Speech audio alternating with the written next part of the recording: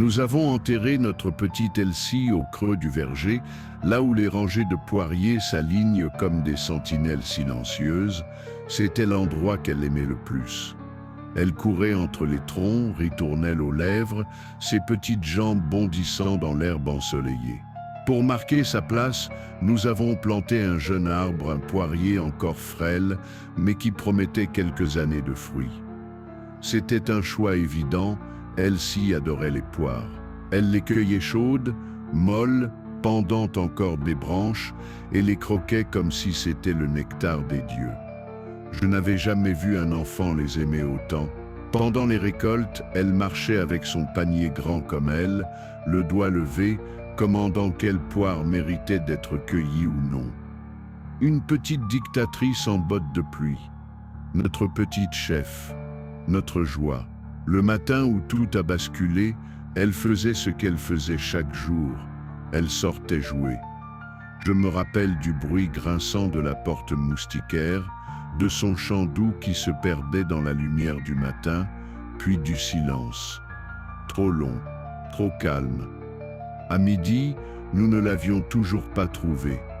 Ni dans la maison, ni dans le jardin. Marissa a fouillé la grange, moi j'ai hurlé son prénom dans le verger jusqu'à m'en écorcher la gorge. Et puis, je l'ai vue. Une chaussure, couchée de travers dans la boue, près de l'étang. Tout ce qui suit est flou. Mais cette image, cette maudite chaussure, revient à chaque fois que je ferme les yeux. Elle est là, immobile, comme un ancrage à ma douleur. Marissa n'a pas parlé pendant des jours. La nuit, elle s'enroulait sur son côté du lit, tenant le petit haut de pyjama d'Elsie contre sa poitrine. Moi je restais là, allongé à ses côtés, impuissant, sentant ma propre poitrine s'effondrer sous le poids du silence. Je lui tenais la main. Parfois, je lui frottais doucement le dos pendant qu'elle pleurait. Ça commençait doucement, comme si elle essayait de ne pas me déranger. Puis, c'était le déluge. Ses sanglots éclataient comme une digue qui cède, et moi je restais là, muet, la gorge brûlante de tout ce que je ne trouvais pas la force de dire. Quand les sanglots se calmaient, je posais mes lèvres sur son front et je murmurais des bêtises, des mots creux. « Ça va aller, je suis là. » Elle ne répondait jamais. Mais elle me cherchait du bout des doigts. Un soir, je lui ai apporté une tasse de camomille. Elle l'a prise sans mot dire, la tenant à deux mains comme un trésor fragile. Elle aimait comment tu peux laisser poire, dit Marissa soudainement. Même quand je lui montrais comment faire, elle voulait que ce soit toi. Et elle adorait t'écouter chanter quand tu cuisinais, ai-je répondu. Même faux. Surtout faux. Elle a souri, légèrement. Une ride a tremblé au coin de sa bouche, et j'ai su que quelque chose en elle venait de bouger. J'ai passé la main dans ses cheveux, remettant une mèche derrière son oreille. Elle a fermé les yeux, s'est appuyée dans ma paume. Elle me manque. A-t-elle murmuré? Moi aussi, partout. On est resté là longtemps, les doigts entrelacés. Le thé a refroidi sur la table de chevet. Mais si nos échanges recommençaient doucement, les choses n'étaient pas plus faciles pour autant. Le deuil nous avait déchirés, mais le quotidien continuait à frapper comme une pluie glacée. Les factures s'entassaient. L'argent s'évaporait plus vite qu'il n'arrivait. Nous avions économisé quelques centaines en enterrant Elsie nous-mêmes. Mais c'était une maigre consolation. Le tracteur avait besoin d'une nouvelle courroie, le conduit d'aération de l'Ouest s'effondrait, et le camion de pompage restait sec, le prix du carburant dépassant ce que nous pouvions payer. C'est à ce moment-là que Gravko est entré dans notre vie. Un homme du nom de Dr Leven est venu sonner à notre porte. Il disait que notre terrain avait été repéré lors d'un audit régional de rendement. Selon leurs analyses, notre verger possédait une viabilité héréditaire élevée, malgré un rendement faible. Des mots froids, issus de bouches qui n'ont jamais transpiré entre les sillons. Il nous expliqua que leur société expérimentait une technologie de greffe biologique révolutionnaire, basé sur des porte-greffes bio-ingénierés. Le tout destiné à tripler les rendements et régénérer les vergers malades. Plus sûr que ce que vous faites aujourd'hui, affirma-t-il d'un ton calme, il nous offrait tout, les équipements, la main-d'œuvre, même un stipend pour notre temps. La seule condition, un accès total, il devait pouvoir surveiller chaque variable, croissance, humidité du sol, composition des fruits, tout semblait trop beau, trop propre. On a pris quelques jours. Marissa était méfiante. Moi aussi, si cette technologie échouait ou détruisait nos arbres, nous n'avions plus rien pour rebondir. Mais le premier versement tomba. Un simple acompte, suffisant pour acheter du carburant et réparer le tracteur.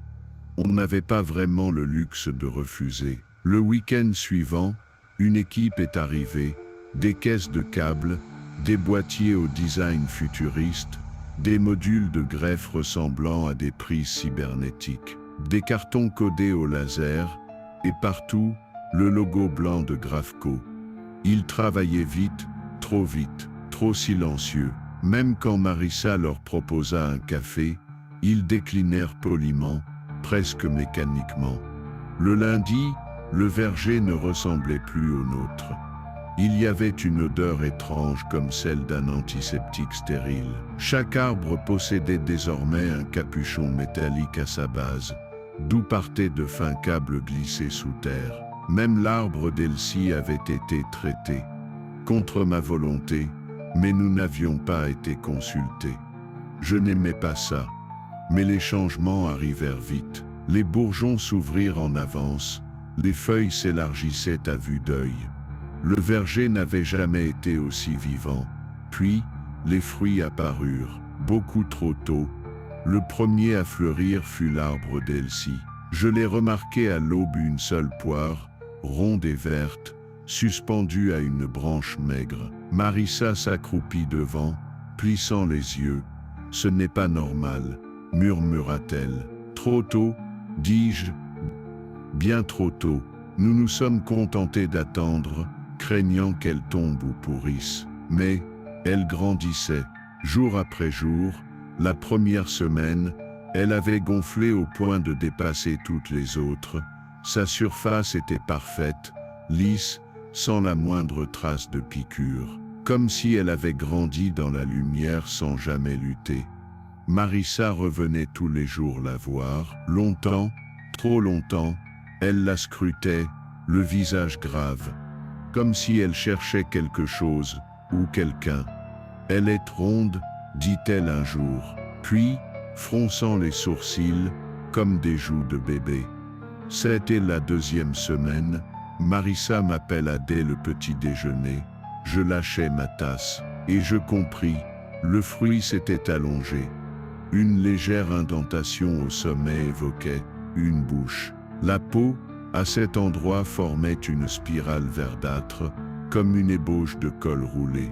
Marissa fit glisser son doigt le long de la courbe. Sous la tête, un cou se dessinait, puis une rondeur, comme deux épaules repliées. Le fruit avait pris la forme d'un corps replié, miniature. Cette boucle sur la tempe, dit-elle, sa voix était à peine un souffle.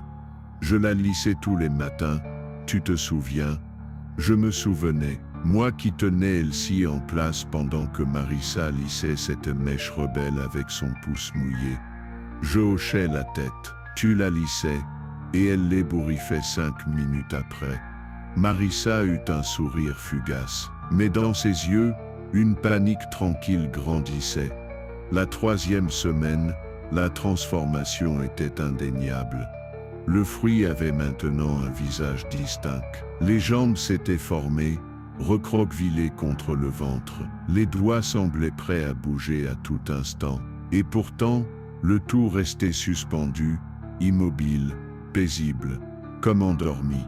Tout en moi devint lourd. Je regardais Marissa, espérant y lire du doute. Mais ses yeux restaient fixés sur le fruit. « C'est elle, dit-elle. Même verte, c'est elle, notre fille. » Elle s'approcha, caressa la peau du bout des doigts. Je me souviens quand elle était si petite. On dirait hier, et dans le silence étrange du matin, je me suis surpris à presque y croire moi aussi. Ce soir-là, Marissa ne vint pas dîner. Je l'ai trouvée dehors, assise sous l'arbre, berçant le fruit dans ses bras comme un nourrisson. Son corps s'était arrondi autour, protecteur. Elle murmurait une berceuse.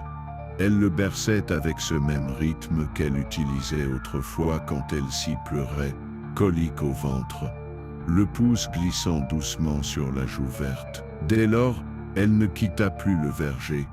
Je la retrouvais là chaque jour, une couverture sur les genoux, un livre oublié sur les jambes. Elle rayonnait à nouveau, mais d'une lumière étrange, comme une bougie qui vacille. Je voulais lui dire d'arrêter, que ce fruit n'était pas réel, mais les mots se coinçaient dans ma gorge, déformés par ma propre douleur. Alors je me suis tu, et je l'ai regardé aimer à nouveau. Les jours passaient, baignés d'un calme trompeur. Marissa semblait apaisée.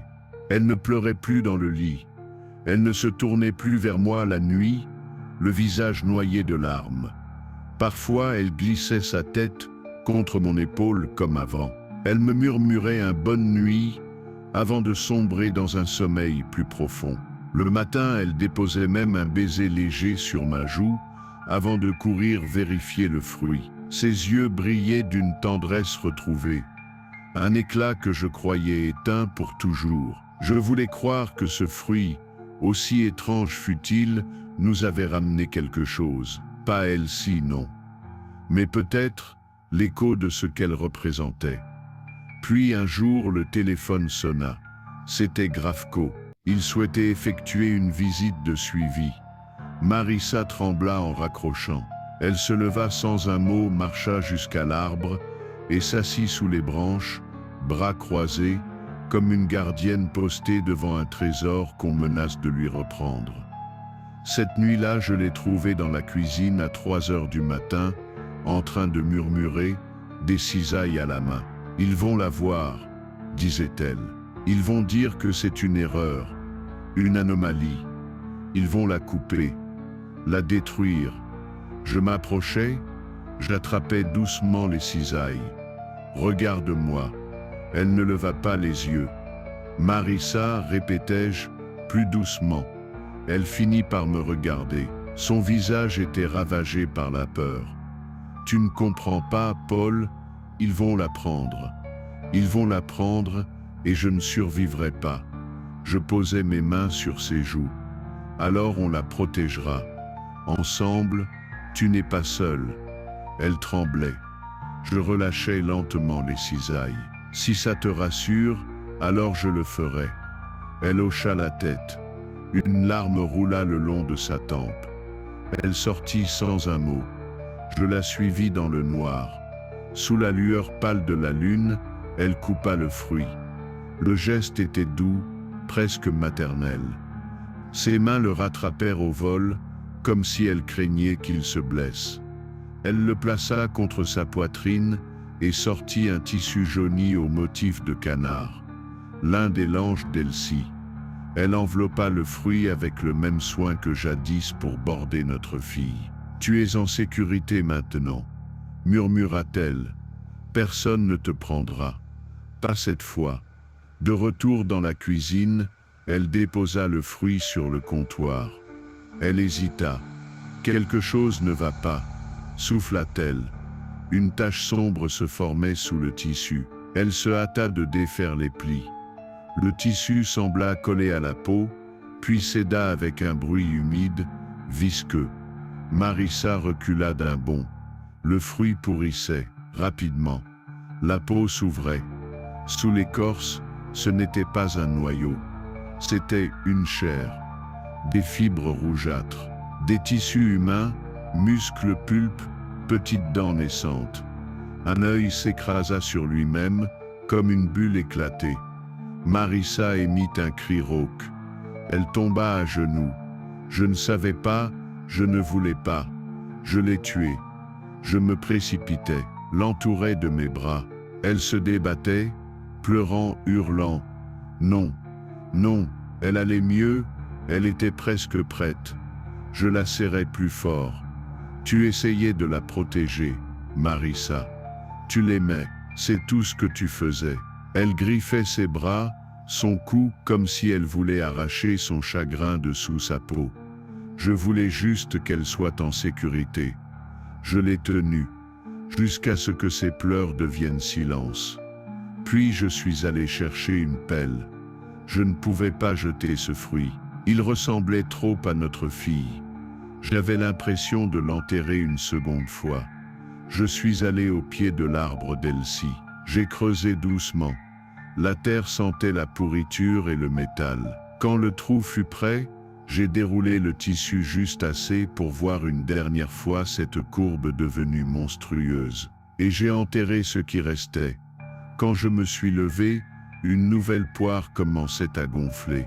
Le lendemain matin, Marissa dormait encore, son souffle court, ses joues gonflées par les larmes de la veille. Je m'assis à côté d'elle, posant une main sur son dos. Elle ne bougea pas. C'est là que j'ai remarqué. Une nouvelle poire pendait déjà à la branche. Petite, brillante, verte, vivante, j'aurais dû me taire. Garder cela pour moi. Mais les mots me brûlaient la gorge. Il y en a une autre, et je murmurai. Marissa se redressa lentement. Son regard, encore rougi, encore fatigué, s'alluma d'un éclat fou. Une autre, souffla-t-elle. J'acquissais, la gorge nouée. Elle serra ma main. L'autre n'était pas prête. Elle n'avait pas fini de devenir elle. C'était comme cueillir une poire trop tôt. Ce n'était pas complètement notre Elsie. Elle rapprocha son front du mien, ses yeux brillants d'une ferveur presque religieuse. Promets-moi qu'on attendra, qu'on ne la touchera pas, tant qu'elle ne sera pas complète, juste avant que ça n'arrive. C'est là qu'on saura. J'aurais dû dire non, j'aurais dû l'arrêter, mais j'ai dit oui. Chaque matin, Marissa allait voir le nouveau fruit, comme un enfant vérifie s'il est enfin Noël. Elle aménagea un petit creux sous la branche, un lit de paille, un oreiller jauni. Quand je la surprenais là, elle me souriait avec une tendresse presque normale. Elle grandit plus vite cette fois. Je hochais la tête, le cœur serré. Elle tordait les coins du langue sous l'oreiller comme si elle bordait un vrai berceau. Les jours passaient, la poire mûrissait, et avec elle, une forme, d'abord vague, puis familière, les contours d'un visage, d'un nez, de paupières closes, comme dans un sommeil profond. Un matin, je posai la main sur la tige. Une chaleur subtile me traversa les doigts, et sous la peau verte, je sentis un battement. Marissa me regarda. « Tiens-la, dit-elle. » Je reculai. Elle veut te reconnaître. Elle se souvient de toi. Je tendis les bras. Le fruit était lourd, tiède, comme le corps fatigué d'un enfant endormi. Je crus sentir un battement contre ma paume. Mon instinct prit le relais, mes bras se refermèrent autour de cette chose. Et pendant une fraction de seconde, c'était elle. C'était notre fille. Nous ne nous attendions pas à une nouvelle visite. C'était un jeune assistant, à peine plus vieux qu'un étudiant, avec un sourire poli et une valise métallique. Il ne frappa même pas. Je l'ai entendu seulement quand il a trébuché contre une racine dans l'allée. Marissa hurla. « Ils vont la voir, Paul, ils vont la voir. » Elle était à la fenêtre, les yeux fous. « Tu dois les arrêter. Tu as promis. » Je posai mes mains sur ses épaules. « Je vais m'en occuper. Je t'en fais la promesse. » Se posa rit. Je rejoignis le jeune homme dans les rangées. Il scrutait déjà les arbres, notant sur sa tablette. Je forçai un sourire. Jolie journée, hein? Vous tombez bien, on a du bon rendement au nord. Juste une vérification de routine, dit-il. Distrait, ses yeux dérivaient déjà vers l'arbre d'Elsie. Celui-là est encore stérile. Rien de prévu avant l'année prochaine. Mais il s'arrêta net. Il venait de voir le fruit. Bon sang, il s'agenouilla, sortit un scanner. C'était pas dans les rapports. Il tendit la main vers la forme.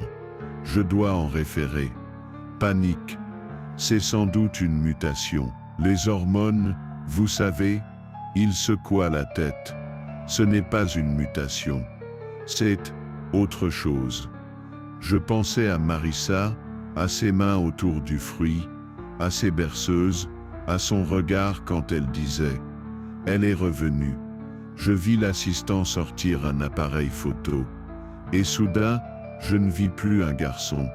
Je vis un homme qui allait détruire notre fille. Je n'ai pas eu le temps de réagir.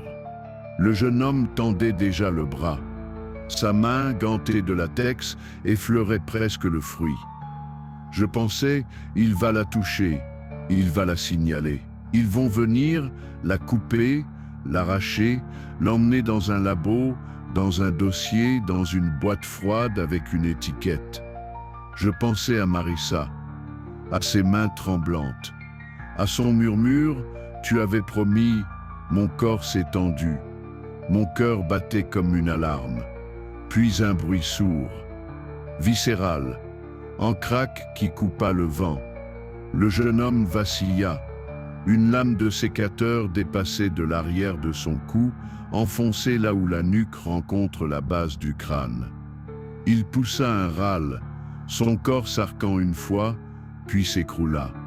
La terre étouffa sa chute. Le scanner roula dans le paillis, écrasé par une branche. Une flaque sombre commença à s'élargir autour de lui. Derrière moi, Marissa haletait. Les mains encore levées, le sécateur lui pendait des doigts. Son visage était blanc, trempé de sueur. « Il l'a vue » dit-elle d'une voix étranglée. Il allait la prendre. « Tu l'as vue, tu le sais. » Je me suis accroupi. Il respirait encore. Faiblement. « Il est vivant », dis-je. « On doit » « Non » hurla-t-elle. Ses yeux flambaient. « Tu as promis, Paul. Tu as dit qu'on la protégerait. Tu as dit qu'on ne la perdrait pas une deuxième fois. » Je restais figé. Le garçon gargouillait doucement. Du sang sur les lèvres, les yeux mi-clos. Je savais ce qu'il fallait faire. Et je savais que je ne pouvais pas. Mais quand je me tournai vers Marissa, elle tenait le fruit contre sa poitrine, comme un bouclier vivant. Et dans ses bras, je vis Elsie. Son visage, ses joues pleines, ses paupières fermées, paisibles. Ma gorge se serra. J'attrapai le sécateur. Je me penchai au-dessus du jeune homme. Je murmurai « Je suis désolé » et j'enfonçai la lame. En bruit épais, une secousse, puis le silence. Je restai là, immobile, le sang gouttant sur mes bottes. Nous avons tout fait sans parler. Le rouleau de bâche, le coin de compost, là où la terre était plus tendre. Je creusais. Marissa posait des branches. On travaillait comme deux ouvriers de deuil. Quand le trou fut prêt, on y descendit le corps, sans un regard. On referma. On tassa. On éparpilla du paillis, comme si de rien n'était. Puis elle murmura « Il faut brûler la bâche et nettoyer le scanner. » J'ai acquiescé et s'assurer qu'il ne revienne plus jamais. Une semaine passa. Chaque nuit, je restais éveillé, les souvenirs me tirant vers le bas comme des pierres dans la poitrine. Mais Marissa, elle semblait en paix. Elle passait ses journées sous l'arbre, à brosser doucement le paillis autour du fruit. Il avait grandi, plus lourd, plus long, sa peau douce et chaude, et il ressemblait presque parfaitement à Elsie. Un matin, Marissa posa la main sur lui et dit « Je crois qu'elle va ouvrir les yeux ». J'ai hoché la tête, incapable de répondre. Le téléphone sonna. La même voix calme de Grafco, suivie de routine. « Un assistant était prévu dans votre secteur. A-t-il pris contact ?» J'ai regardé Marissa. Son poing se serrait sur la poignée de la tasse. « Non. Ai-je répondu. Personne n'est passé. La ligne s'est coupée avec un petit clic. Ce jour-là, le ciel avait cette couleur de bleu sous la peau, d'un violet menaçant. Marissa alluma la radio. La voix synthétique de l'alerte d'urgence grésillait. Rafale violente attendue sur toute la vallée. Activité orageuse au nord-est. Risque de feu par éclair. Marissa se tourna vers moi. La voix basse, brisée. Elle n'est pas prête. Si le vent la fait tomber, je la coupai doucement. Elle ne tombera pas. Pas tant qu'on est là. Nous avons rassemblé tout ce que nous pouvions. Cordes, piquets, filets d'ombrage, vieilles couvertures. J'ai sorti l'ancien au vent des jours de marché, aux pieds rouillés mais encore debout. Dehors les feuilles frémissaient déjà. Le vent n'était pas encore arrivé, mais la forêt savait. Elle retenait son souffle. Sous la branche, Marissa s'agenouilla, ses mains en coupe autour du fruit. On devrait le caler, dit-elle, la voix pleine de tension. Le stabiliser, juste au cas où. J'ai glissé un vieux coussin sous la tige. Elle l'enveloppa de serviettes, comme on émaillote un enfant. Puis, j'ai tendu l'auvent, enfoncé les piquets, tiré les filets. L'abri ressemblait à une tente bancale. En sanctuaire fragile, fait de briques et de prières. En éclair zébra le ciel, illuminant le verger d'un blanc surnaturel. Le tonnerre éclata une seconde plus tard, comme une gifle céleste. Il faut rentrer. Ai-je dit, mais Marissa ne bougea pas. Elle tenait toujours le fruit entre ses paumes, le front presque collé à la peau luisante. Elle va avoir peur, toute seule, murmura-t-elle. Je me suis accroupi à côté d'elle. Tu as tout fait pour elle. Tu es resté. Elle sait que tu l'aimes.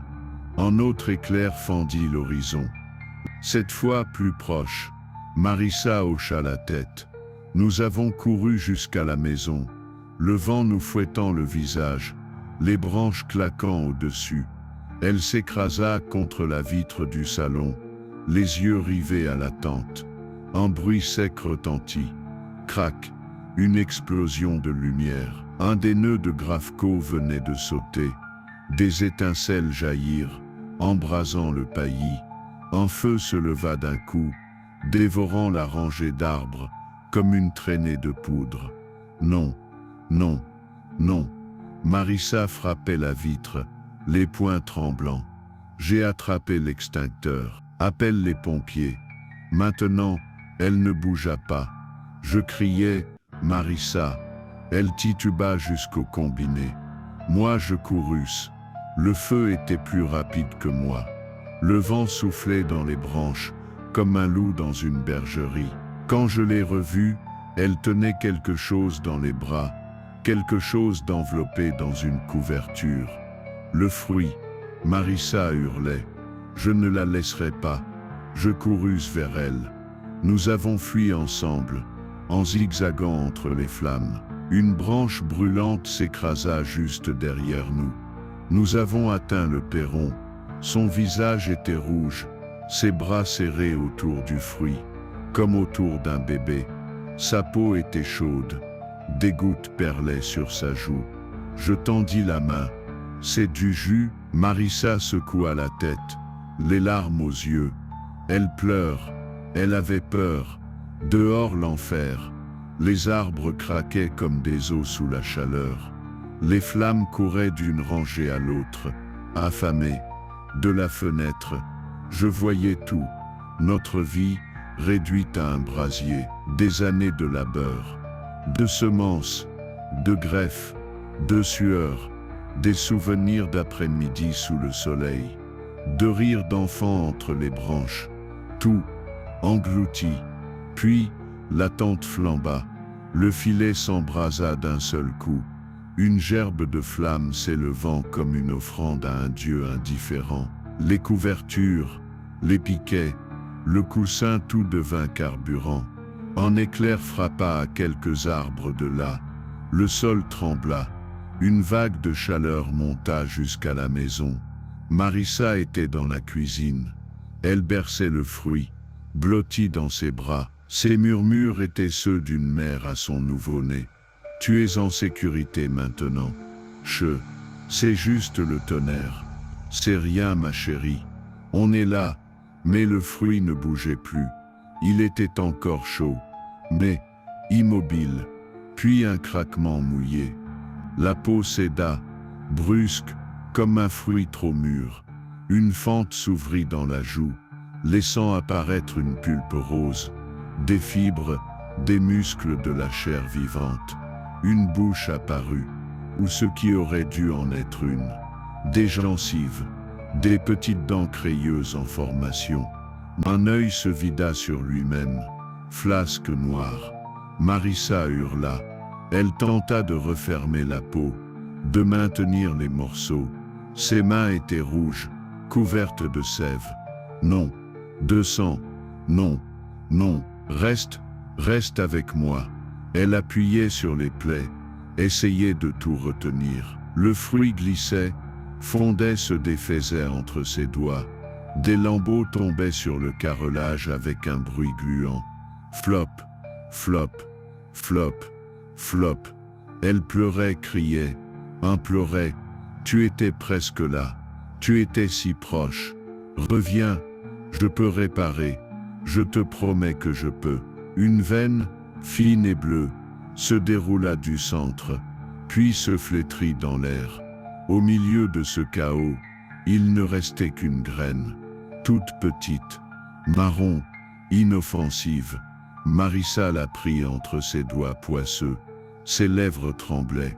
Puis, une plainte, brisée, irréelle. Non, non, ce n'était pas comme ça que ça devait finir.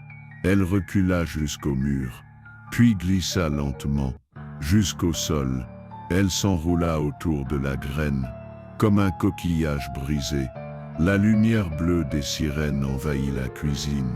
Les pompiers crièrent, les tuyaux s'étendirent, le feu recula, mais c'était trop tard. Tout avait brûlé.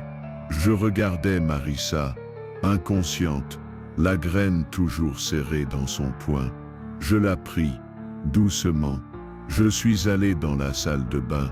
Je me suis assis. Je l'ai regardée longtemps. Elle était minuscule, ordinaire, mais j'avais l'impression d'avoir le cœur de mon enfant dans la main. Puis, je me suis levé, et je l'ai jeté dans la cuvette. Une spirale d'eau, un plouf discret, et c'était fini. Je suis resté là, sur le rebord de la baignoire, les mains entre les genoux, et pour la première fois depuis sa mort, j'ai pleuré, des sanglots bruts, des hoquets de douleur, le genre de larmes qu'on croit ne plus pouvoir produire quand on a tout perdu. Le lendemain, le ciel était vide, gris, inerte. Pas un oiseau, pas un bruit. Le verger n'était plus qu'un cimetière d'écorces fumantes. Un sol noir, scarifié, des troncs tordus, calcinés. Il ne restait rien. Pas de fruits, pas d'arbres, pas de souvenirs, seulement de la cendre et le silence. Fêtée, Marissa dormait sur le sol de la cuisine, le visage tourné vers le plafond, les yeux vides même dans le sommeil. Je restais longtemps debout au-dessus d'elle, puis je me penchais, défis ses doigts un à un et récupérais la graine. Elle ne bougea pas. Je l'emportais dans la salle de bain. Je la posais dans ma paume. Elle ne semblait plus vivante. Elle était sèche, froide. Mais je n'arrivais pas à m'en séparer. J'hésitais, longtemps, puis je tirais la chasse. Je la vis disparaître, happée par la spirale d'eau, et je restais là. Je ne sais pas combien de temps. Je crois que je venais de tuer ma fille. Une troisième fois. Ou peut-être venais-je de la laisser partir pour de bon. C'est quand je suis sorti, je me suis effondré. À genoux, le front contre mes paumes. Et j'ai pleuré, pas les larmes tendres, pas les sanglots silencieux, celles qui grattent la gorge comme des cailloux, celles qui sortent avec le souffle, avec les tripes, avec tout ce qui restait encore debout en moi. J'ai pleuré comme un homme qu'on vide. Je crois que c'est là, dans cette salle de bain, que j'ai touché le fond. Et c'est peut-être aussi là que quelque chose a recommencé à respirer. C'est convergé. Année suivante. Printemps. Le vent souffle sur un sol encore blessé. La majorité des arbres sont morts. Le sol mettra des années à guérir. Marissa ne parle presque plus. Mais parfois je la vois marcher jusqu'au pied du vieux poirier d'Elsie, ou plutôt ce qu'il en reste. Elle reste là, debout, silencieuse. Et elle écoute, comme si quelque chose sous la terre, une pulsation douce et végétale, continuait de battre. Peut-être est-ce dans sa tête, ou peut-être, s'épaisse au matin, j'ai vu un germe, là où je pensais que plus rien ne pousserait. Juste une tige frêle et verte, comme un doigt tendu vers la lumière. Je n'en ai pas parlé à Marissa. Pas encore. J'attends de voir s'il grandit. J'attends de voir si elle revient.